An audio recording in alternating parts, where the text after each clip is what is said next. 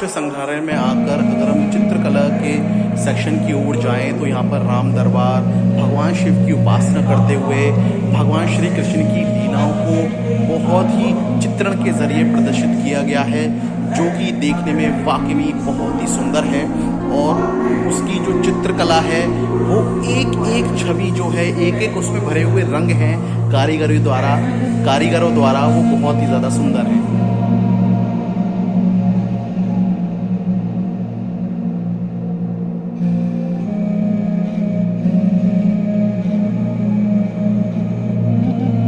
स्थल पर तंजौर और मैसूर के भी चित्र उसके प्रदर्शित किए गए हैं।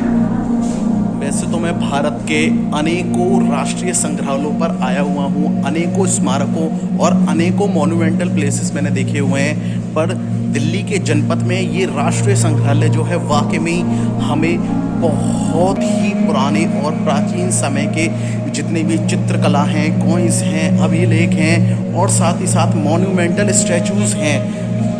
वो सब उसकी जो प्रदर्शनी है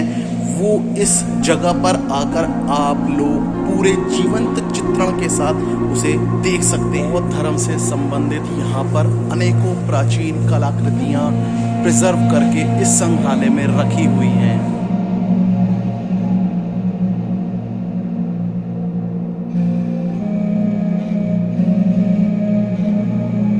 संग्रहालय में आकर आप पुराने से पुराने और प्राचीन से प्राचीन जो सिक्के बनाए गए थे अलग अलग शासनकाल में, उन्हें यहाँ पर संग्रहालय में देखा जा सकता है।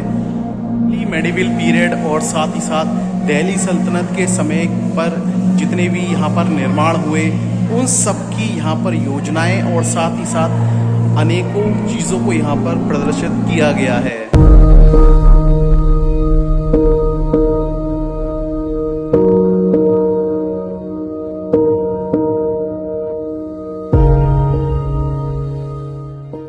इंडो पाक वार के दौरान जो सरेंडर डॉक्यूमेंट्स थे उसका भी चित्रण यहाँ पर इस जगह पर प्रदर्शित किया गया है।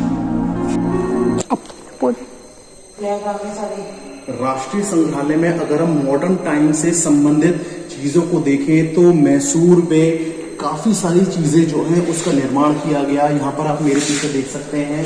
अनेकों चीज़ें जो हैं, अनेकों झंडे जो हैं और साथ ही साथ जो पानी के जहाज हुआ करते थे वो यहाँ पर प्रदर्शित किए गए हैं। एक खास बात आपको बताना चाहूँगा यहाँ पर जो कि देखने को मिलती है कि जो मुगल काल था, जो मुगल पीरियड था, उन्होंने हमें हमारी जो भारत की जो एंशिएंट कल्चर था उसकी छवि को खराब करने की बहुत ज़्यादा कोशिश की थी,